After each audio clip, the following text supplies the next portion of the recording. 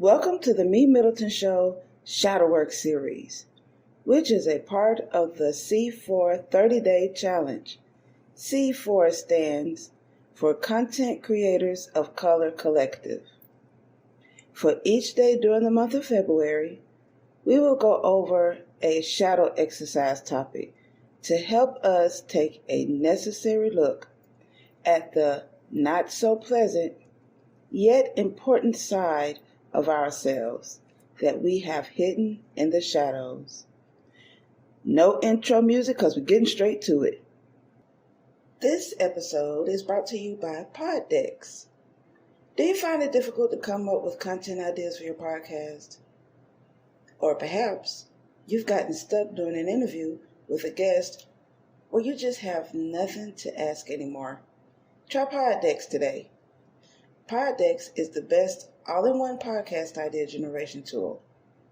You get everything from episode ideas to interesting conversation starters for interviews, engaging discussions for your live streams, and even social media content ideas. With this tool, you don't have to spend weeks trying to come up with content for an episode or unique questions for your guests. Just shuffle the cards and pick one at random. Hit the record button and get started. Now, you can make better content, have more fun while you're at it, and get your viral moment, all with Poddecks. Head over to poddecks.com and use code C4C. Day 1 of the 30-Day Challenge. Topic for today: Dear Lil Me. Think about the child version of yourself, the little you. You are under the age of 8. Think about some of your most favorite things. Write these down. What shows did you watch? What's your favorite song? Favorite toy? Your best friend? Favorite clothes or favorite hairstyle? Favorite shoes? What did you do alone? Or what did you do with others? What emotions did you feel? Were they mostly joyous or sadness? Did you have needs that were not fulfilled? Nurturing, encouragement, food, attention, protection, a parent or sibling, fun, activities, structure, love. Write a letter as your younger self expressing the unfulfilled needs and ask your adult self if you can provide them. After you do that, respond to your younger self as your current adult self.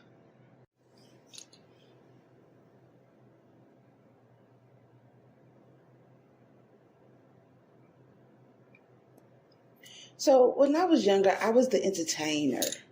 I loved performing for my parents. I had a non-rehearsed show lined up often that never had an ending to it. I remember having these curtains that were in front of the front door that led to our front porch. And I would open the front porch door, close the curtain, invite my father when he come in from work to come and sit in his favorite recliner. And in his eyes, he was like, Lord have mercy, what is mee-mee finna do? And my mom every now and then would peek in to see what I was doing, although she was in the kitchen mostly preparing dinner or finishing up dinner. And I would put on a 2-hour show.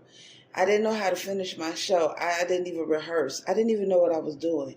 All I knew was that I wanted to sing and dance and perform for my dad. After a while, I think my show was long enough, the whole numbers that I had. I think after a while, my daddy would get annoyed and like, okay, mee-mee, that's enough. I gotta rest for a minute. You worry me. And he would go eat dinner, and I think I wore him out enough for him to go to bed. Although that wasn't my goal, I think I helped him to rest. I loved singing and loved playing on the family organ. And when we go visit my father's mother's house, she had the piano at her house, and I loved playing on that piano.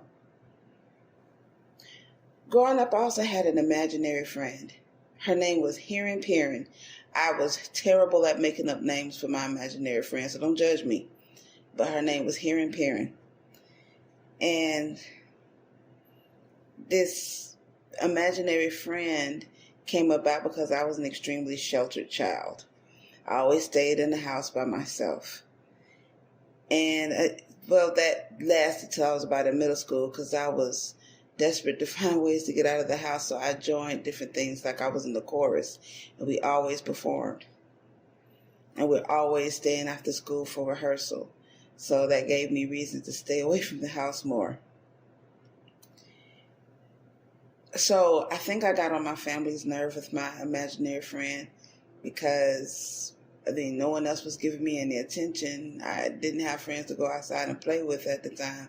I had friends, my neighbors' children, we played a lot.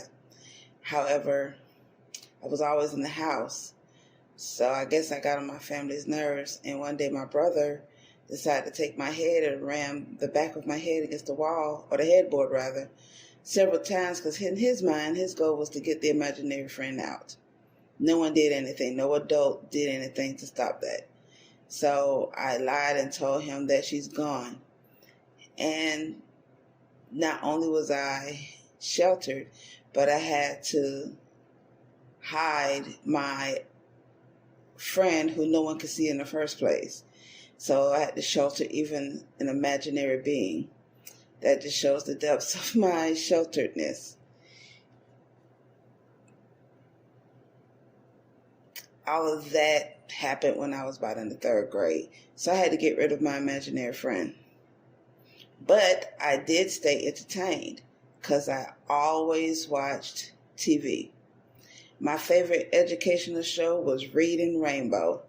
I know just by me saying Reading Rainbow, a lot of you who were born around my era who watched Reading Rainbow, I already have the theme song going on in your head right now.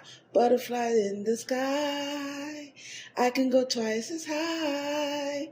Take a look, it's in our book, Reading Rainbow. And I know a lot of y'all went on ahead and finished singing the rest of the song. I can go anywhere. Friends to know and ways to grow. Reading Rainbow. Yeah, and I know y'all going to keep on finishing the rest of the song. I can be anything. Take a look, it's in a book. Reading Rainbow. Reading Rainbow. Reading Rainbow. That was my joint.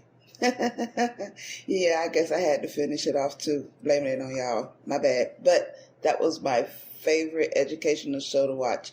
I watched many others like Electric Company, 321 Contact, and of course we grew up on Sesame Street. That was one of my first educational shows ever to watch. Mr. Rogers' Neighborhood, although I did love the show, it was really a bypass show so I can get to some of my other favorite shows. It's that show that's in between the two good shows that I wanted to watch.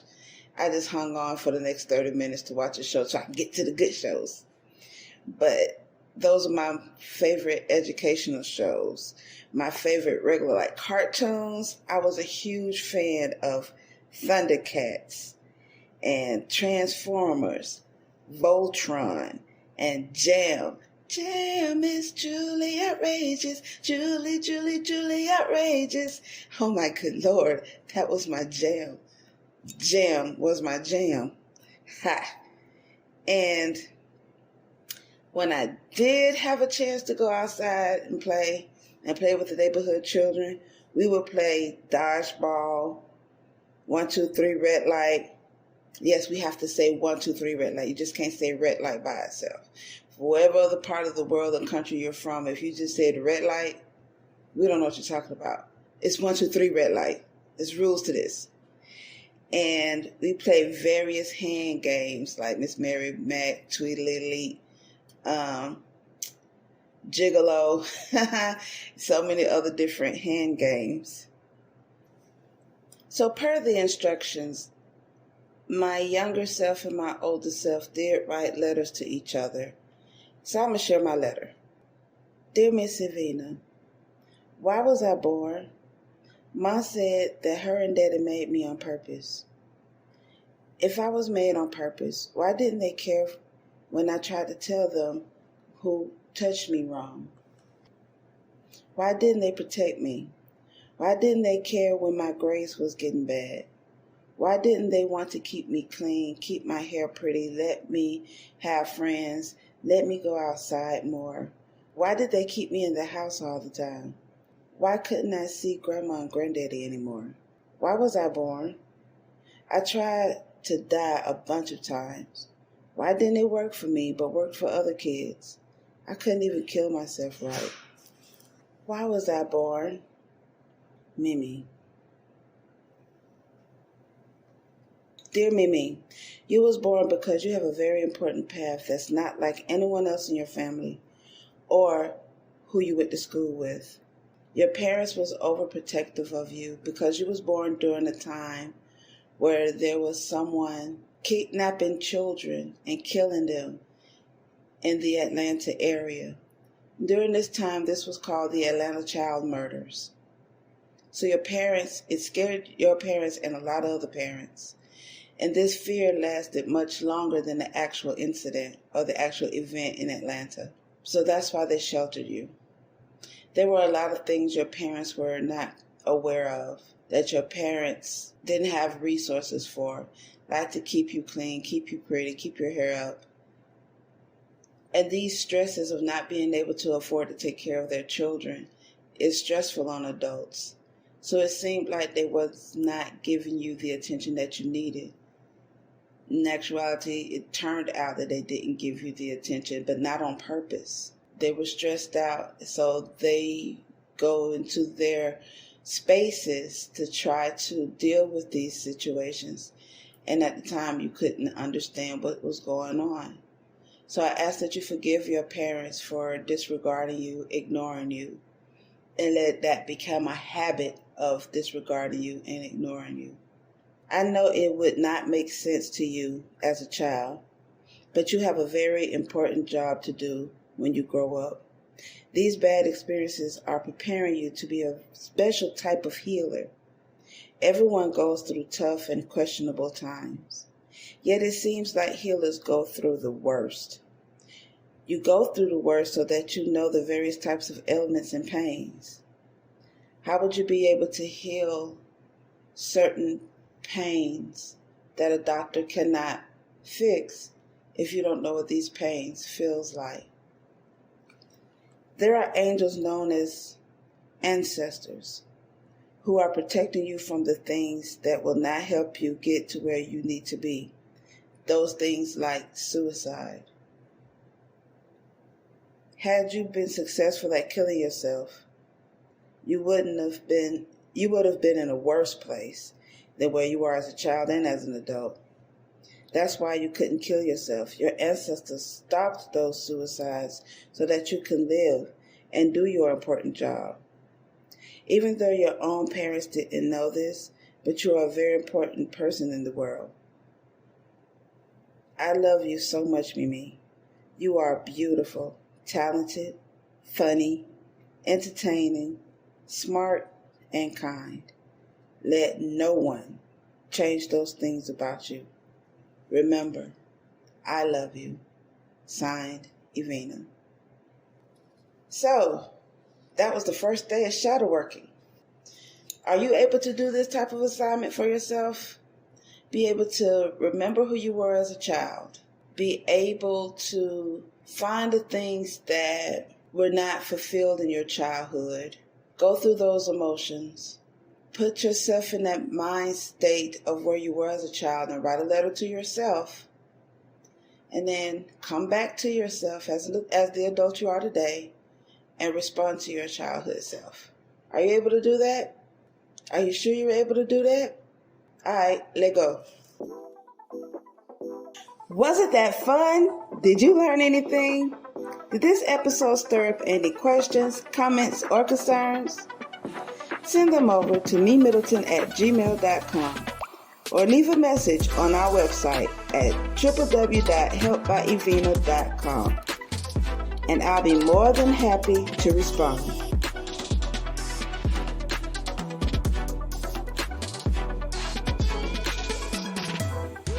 Check out our bonus content by becoming a patron. There are 4 different patron tiers to choose from. This is to help upgrade our equipment. So, don't miss out on exclusive episodes and wonderful rewards for your patronage.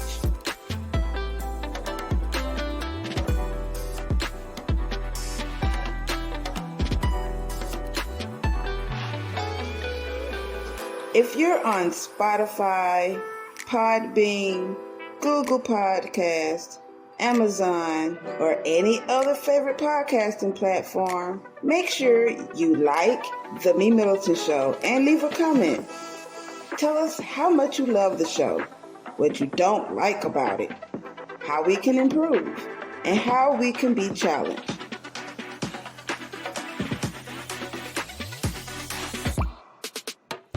If you're listening to The MeMyddleton Show on YouTube, make sure you comment, like, click on the subscribe button and the notification bell to be the first to get the newest episode. And remember, proper prior planning perfectly promotes persistent productivity and proud, pristine performances. Now, get out there and perform. Until next time.